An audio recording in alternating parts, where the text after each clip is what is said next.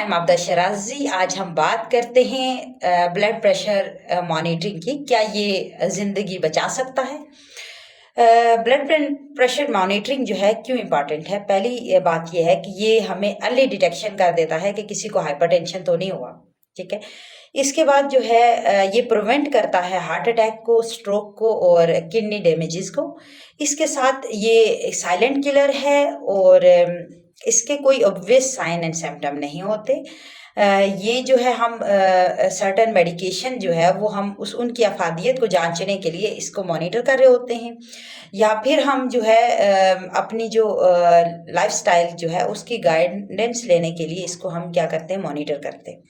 इसके अलावा अगर हम जो है इसको मॉनिटर कर रहे होते हैं ताकि जो हमारा ब्रेन है, हमारी आईज़ हैं या फिर हमारी ब्लड वेसल्स हैं, उनको नुकसान ना हो, तो इसलिए हम क्या करते हैं, इसको मॉनिटर करते हैं ताकि हमें अर्ली डिटेक्शन हो जाए कि कोई जो है वो हाइपरटेंशन हो रही है, तो कोई आर्गन डैमेज होने का चांसेस है, तो हमें वो पहले ही पता चल जाए। अब इसकी अगर हम बात करें करंट गाइडलाइंस की, तो करंट गाइडलाइंस जो है वो ब्लड प्रेशर की कितनी होनी चाहिए। पहली बात है कि एक सबको पता होना चाहिए कि ब्लड प्रेशर कितना नॉर्मल होता है और कितना जो है हाई होता है।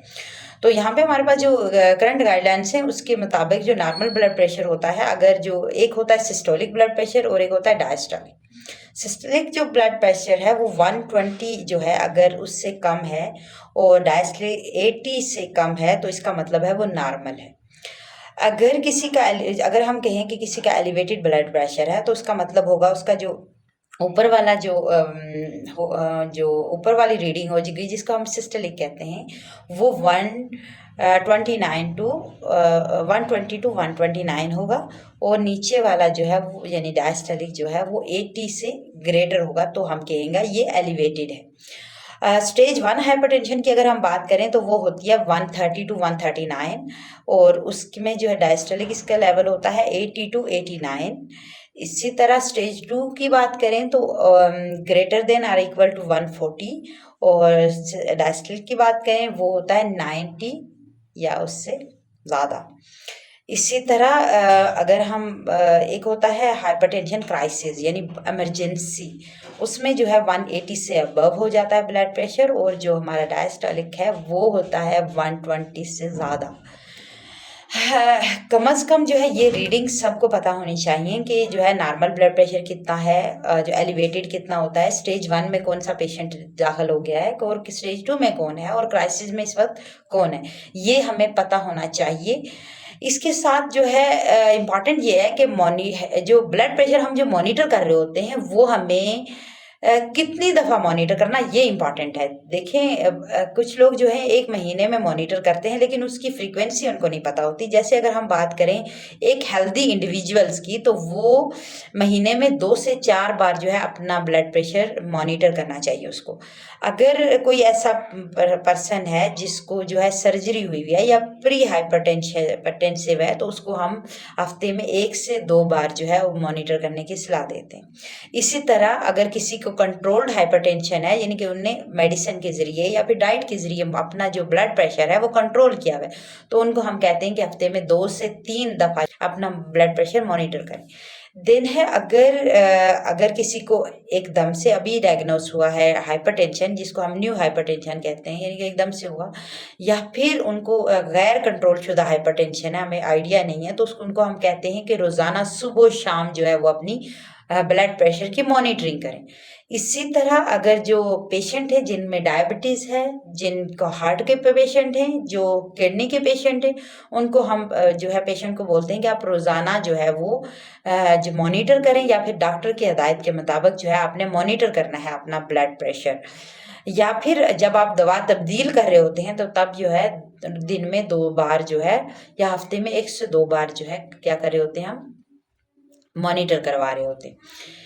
इसी तरह जो हमारे पास इसके ट्रीटमेंट एंड मैनेजमेंट की बात है, तो फर्स्ट इनिशियल स्टेप ये होता है प्रिवेंशन, लाइफस्टाइल मॉडिफिकेशन, कि उसकी उनकी जो lifestyle modification prevention is important, कि जो नमक है, चिकनाइयों वाली जो ग़िज़ाएँ हैं उनको कम किया जाए। रोज़ाना जो है वो 30 मिनट्स जो है वॉक करनी चाहिए या फिर वर्जिश करनी चाहिए उनको, और वज़न कम करनी चाहिए। अगर वो सिगरेट स्मोकिंग कर रहे हैं वो उसको प्रिवेंट करें।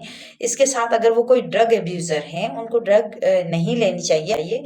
अगर वो डिप्रेशन में हैं या एंजाइटी में हैं तो उनको जो है वो अपनी ज़हनी दबाव को जो है वो कोशिश करें कि रिलैक्सेशन की तरफ जाएँ, अपनी जो है नींद को बेहतर करें। अगर वो नींद अपनी और जो आपका साइकिल है नींद का वो अगर बेहतर बनाएँगे तो आपको डिप्रेशन भी नहीं होगा और आपको स्ट्रेस भी नहीं होगी, एंजाइटी भी नहीं होगी।